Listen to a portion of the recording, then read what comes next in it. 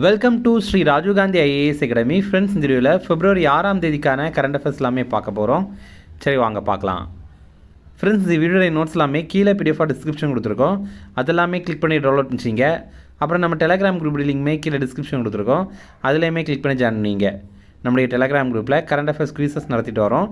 நீங்களுமே ஜாயின் பண்ணி அட்டெண்ட் பண்ணிக்கலாம். ஓகே, சரி வாங்க பார்க்கலாம். ஃபஸ்ட்டு, முதியோர்களுக்கென தனி பட்ஜெட்டை அறிவித்த முதல் மாநிலம் எது? இதற்கான ஆன்சர் கேரளா. இப்போ பார்த்திங்க அப்படின்னா, கேரள அரசு இந்தியாவிலே முதல் முறையாக முதியோர்களுக்கான ஒரு தனி பட்ஜெட்டை அறிமுகம் பண்ணியிருக்காங்க. 2026-27 நிதியாண்டுக்கான பட்ஜெட்டில் இதையும் சேர்த்து அறிமுகம் பண்ணியிருக்காங்க. மொத்தமாக இந்த முதியோர் பட்ஜெட் எவ்வளோ ரூபாய் மதிப்பிலானது அப்படின்னா 46,236.52 கோடி ரூபாய் மதிப்பிலானது. இது கேரளாவுடைய மொத்த பட்ஜெட்டில் 19.07%. இதில் பார்த்திங்கன்னா, இந்த முதியோர் பட்ஜெட் இருக்குல்ல, அதிலேயே 68% தொகை இருக்குல்ல, அது ஓய்வு பெற்ற அரசு ஊழியர்களுக்கான ஓய்வூதியத்திற்காக செலவிடப்படுது. அடுத்தது, இது ரொம்ப முக்கியமான கேள்வி. உலகளாவிய ஆசிரியர் பரிசு பெற்ற இந்திய ஆசிரியர் யார்? இதற்கான ஆன்சர் ரூபில் நாகி. இப்போ பார்த்திங்கன்னா, குளோபல் டீச்சர் ப்ரைஸ் அப்படிங்கிற ஒரு முக்கியமான ஒரு பரிசை நம்ம இந்தியாவை சேர்ந்த ரூபில் நாகி அப்படிங்கிற ஒரு டீச்சருக்கு வழங்கியிருக்காங்க. துபாயில் நடைபெற்ற உலக அரசு உச்சி மாநாட்டில் இதை வழங்கியிருக்காங்க. இவங்க என்ன பண்ணியிருக்காங்க, அந்த ரூபில் நாகி இருக்காங்கல்ல, இந்த டீச்சர், இவங்க என்ன பண்ணியிருக்காங்கன்னா, அவங்களுடைய அறக்கட்டளை மூலமாக இந்தியா முழுவதும் 800க்கும் மேற்பட்ட பயிற்சி மையங்களை அமைத்திருக்காங்க. குடிசை பகுதிகளில் ஏழை குழந்தைகளுக்கு கல்வி கற்பிக்கணும் அப்படிங்கிறது தான் இதோடைய நோக்கம். இப்போ இவங்களுக்கு வழங்கியிருக்காங்கல்ல இந்த பரிசு, இது எவ்வளோ மதிப்பானது அப்படின்னா 10 லட்சம் அமெரிக்க டாலர் மதிப்பிலானது. இந்திய ரூபாயில் பார்க்கும்போது ரூபாய் 9 கோடி மதிப்பிலானது. ஃப்ரெண்ட்ஸ், நம்ம ராஜீவ் காந்தி ஐஏஎஸ் அகாடமியில் இந்த ஆண்டு நடைபெற போகிற டிஎன்பிஎஸ்சி குரூப் 1 ஃபிலிம்ஸ் எக்ஸாமுக்கான டெஸ்ட் சீரிஸ் ஸ்டார்ட் பண்ணியிருக்கோம். ரொம்ப குறைந்த கட்டணத்தில் நம்ம இதை நடத்துகிறோம். ஸ்க்ரீனில் தெரிகிற நம்பருக்கு நீங்கள் கால் பண்ணி இதில் வந்து ஜாயின் பண்ணிக்கலாம். அதே மாதிரி பார்த்தீங்கன்னா, இந்த ஆண்டு நடைபெற போகிற டிஎன்பிஎஸ்சி குரூப் 1 குரூப் 2 இந்த எக்ஸாமுக்கான 6 மாத கிராஷ் கோர்ஸ் வந்து நம்ம இன்ஸ்டியூட்டில் கண்டக்ட் பண்ணுறோம். இதில் ப்ரிலிம்ஸ் மற்றும் மெயின்ஸ் பேட்ச் ரெண்டையுமே சேர்த்து நம்ம இதில் நடத்துகிறோம். ரொம்ப குறைந்த கட்டணத்தில் இதை நம்ம நடத்துகிறோம். ஸ்க்ரீனில் தெரிகிற நம்பருக்கு நீங்கள் கால் பண்ணி இதில் ஜாயின் பண்ணிக்கலாம். அடுத்தது, 16 வயதுக்குட்பட்ட சிறுவர்களுக்கு சமூக ஊடகங்களை தடை விதித்த முதல் ஐரோப்பிய நாடு எது? இதற்கான ஆன்சர் ஸ்பெயின்.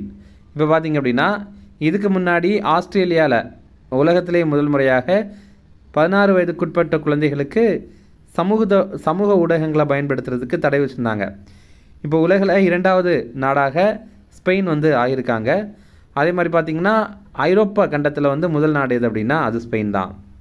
அடுத்தது, கபரோஸ்க் என்ற அணுசக்தி நீர்மூழ்கி கப்பலை அறிமுகம் செய்த நாடு எது?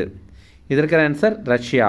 இப்போ ரஷ்யா வந்து கபரோஸ்க் அப்படிங்கிற ஒரு அணுசக்தி நீர்மூழ்கி கப்பலை அறிமுகம் பண்ணியிருக்காங்க. இதில் என்ன சிறப்பு அப்படின்னா, போசிடான் அப்படிங்கிற நீருக்கடியில் இயங்குகிற அணுசக்தி ட்ரோன்களை இந்த கப்பல்னால் சுமந்து செல்ல முடியும். இந்த ட்ரோன் ரொம்ப ஆபத்தானது, ஆனால் இதை அழிவு நாள் ட்ரோன் அப்படின்னு கூட அழைக்கிறாங்க. டூம்ஸ்டே ட்ரோன் அப்படின்னு கூட அழைக்கிறாங்க. இந்த போசிடான் பார்த்திங்கன்னா, கண்டம் விட்டு கண்டம் பாயும் திறன் கொண்ட ட்ரோன். அதாவது நீங்கள் பார்த்திங்கன்னா, நீருக்கு அடியிலேயே இது ஒரு ஏவுகணை மாதிரி செயல்பட்டு இந்த ட்ரோன் வந்து கண்டம் விட்டு கண்டம் போய் தாக்கும். அடுத்தது, கைவினை பொருட்கள் கண்காட்சியை முதலமைச்சர் ஸ்டாலின் எங்கு தொடங்கி வைத்தார்? இதற்கான ஆன்சர் சென்னை. சென்னையில் வந்து இதை தொடங்கி வைத்தாங்க. சென்னையில் February 5ஆம் தேதியிலேருந்து 8ஆம் தேதி வரைக்கும் இது நடைபெறும். அடுத்தது, எத்தனை வயதுக்கு மேற்பட்ட கைவினை கலைஞர்களுக்கு வாழும் கைவினை பொக்கிஷம் விருது வழங்கப்படும்? இதற்கான ஆன்சர் 65 வயது. நம்ம தமிழக அரசு சார்பில் பார்த்திங்கன்னா, கைவினை கலைஞர்களை கௌரவிக்கிற விதமாக அவங்களுக்கு வாழும் கைவினை பொக்கிஷம் அப்படிங்கிற விருதை வழங்குவாங்க. இது பார்த்திங்கன்னா 65 வயதுக்கு மேற்பட்ட மூத்த கைவினை கலைஞர்களுக்கு வழங்குவாங்க. இந்த ஆண்டு 10 பேருக்கு அதை வழங்குறாங்க. இதில் 1 லட்சம் ரூபாய் பரிசு தொகை கூடவே 8 கிராம் தங்கப்பதக்கமும் வழங்குறாங்க. அடுத்தது, 2025-26 பூம்புகார் மாநில விருதுகள். இது பார்த்திங்கன்னா, இதுவும் கைவினை கலைஞர்களுக்கு தான் வழங்குறது. இது வந்து இந்த முறை 10 கைவினை கலைஞர்களுக்கு வழங்கியிருக்காங்க. இதில் இவங்களுக்கு ரூபாய் 50,000 ரொக்க பரிசு மற்றும் 4 கிராம் தங்கப்பதக்கம் வந்து வழங்குவாங்க. அடுத்தது, மகளிர் பிரீமியர் லீக் 2026 போட்டியில் வெற்றி பெற்ற அணி எது? இதற்கான ஆன்சர் ஆர்சிபி. WPL அதாவது விமன்ஸ் பிரீமியர் லீக், இது பார்த்திங்கன்னா ஐபிஎல் போட்டி மாதிரி பெண்களுக்கான கிரிக்கெட் போட்டி. இதில் வந்து இப்போது ஆர்சிபி அணி தான் வெற்றி பெற்றிருக்காங்க. இது வந்து T20 ஃபார்மேட்டில் ஆனது, அதாவது 20 ஓவர் அடிப்படையில் உள்ள விளையாட்டு. முதல் முறையாக 2023 தான் இதை தொடங்கியிருந்தாங்க. இப்போ 2026 ஆண்டுக்கான போட்டி வந்து நடைபெற்று முடிந்துட்டு இதில் வெற்றி பெற்றது பெங்களூர் அணி, அதாவது ஆர்சிபி அணி, ராயல் சேலஞ்சர்ஸ் பெங்களூர் அணி தான் வெற்றி பெற்றிருக்காங்க. இதில் ரன்னர் அப்பாக வந்திருக்குது டெல்லி கேபிட்டல்ஸ். ரன்னர் அப் அப்படின்னா கடைசி போட்டியில் செகண்ட் பிளேஸுக்கு வந்திருக்காங்க யார் அப்படிங்கிறது தான் இது. இந்த போட்டி எங்கே நடைபெற்றது அப்படின்னா குஜராத்தில் வதோதராவில் கோடாம்பி ஸ்டேடியத்தில் தான் நடைபெற்றது. அடுத்தது முக்கிய தினங்கள். பெண் பிறப்புறுப்பு சிதைவை முடிவுக்கு கொண்டு வருவதற்கான சர்வதேச தினம், இது February 6 இது என்னென்னா, நிறைய சமூகங்களில், மெயினாக பழங்குடியின மக்கள் வாழ்கிற சமூகங்களில் இன்னுமே வந்து பெண்களுடைய அந்த பிறப்புறுப்பை வந்து சிதைக்கிறாங்க. அதை வந்து வெட்டுறாங்க, கத்தி வச்சு வெட்டுறாங்க. அந்த மாதிரிலாம் சில மூட பழக்கங்கள்லாம் இருக்குது. ஏன்னா அவங்க வந்து என்ன நினைக்கிறாங்கன்னா, அதனால் அவங்களுடைய வம்சம் வந்து விருத்தி அடையும், அந்த மாதிரிலாம் நினைக்கிறாங்க. அப்போது இதெல்லாம் வந்து அவங்களுக்கு ஆபத்து, இன்ஃபெக்ஷனை க்ரியேட் பண்ணும். ஓகேவா? அப்போது இதை முடிவுக்கு கொண்டு வரணும் அப்படிங்கிறதுக்காக இந்த தினத்தை நம்ம கடைபிடிக்கிறோம் உலகம் முழுவதும். இந்த ஆண்டுக்கான கருப்பொருள் 2030 நோக்கி நிலையான அர்ப்பணிப்பு மற்றும் முதலீடு இல்லாமல் பெண் உறுப்பு சிதைப்பை முடிவுக்கு கொண்டு வர முடியாது அப்படிங்கிறது. அது என்ன சொல்கிறாங்க அப்படின்னா, நிலையான அர்ப்பணிப்பு மற்றும் முதலீடு இல்லாமல் இந்த விஷயத்தை நம்ம வந்து முடிவுக்கு கொண்டு வர முடியாது அப்படின்னு சொல்கிறாங்க. ஓகே, இனி ரிவிஷன் பார்க்கலாம்.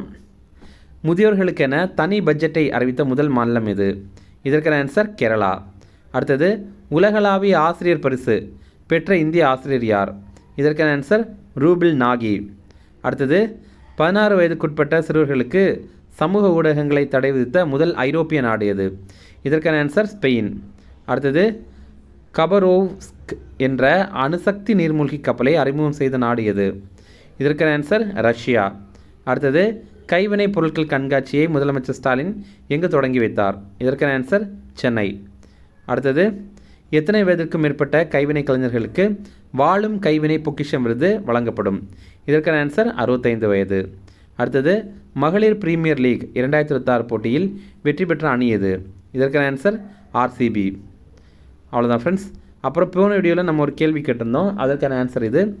டாக்டர் முத்துலட்சுமி புற்றுநோய் நிவாரண மருத்துவமனை தொடங்கிய ஆண்டு எது அப்படிங்கிறது தான் ஆன்சர். வந்து ஆப்ஷன் சி 1949. இன்றைக்கான கேள்வி, 1829 ஆண்டு வில்லியம் பெண்டிங் பிரபு சதி என்னும் உடன்கட்டை ஏறும் பழக்கத்தை சட்டப்பூர்வமாக ஒழிக்க உறுதுணையாக இருந்தவர் யார் அப்படிங்கிறத நீங்கள் கமெண்ட் பண்ணுங்கள். ஆப்ஷன் ஏ அன்னி பெசன்ட் அம்மையார், option B Keshab Chandrasen, option C Dayananda Saraswati, option D Rajaram மோகன் ராய். இல்லை கரெக்டான ஆன்சரை கமெண்ட் பண்ணுங்கள். போன வீடியோவில் நிறைய பேர் கரெக்டான ஆன்சரை கமெண்ட் பண்ணியிருந்தீங்க. இன்றைக்கான கேள்வியில் இதையுமே கரெக்டாக ஆன்சரில் கமெண்ட் பண்ணுங்கள். இது ப்ரீவியஸ் இயர் கொஸ்டின், போன ஆண்டு நடைபெற்ற டிஎன்பிஎஸ்சியில் ப்ரீவியஸ் இயர் கொஸ்டின். இதில் கரெக்டான ஆன்சரை கமெண்ட் பண்ணுங்கள். Okay, thank you.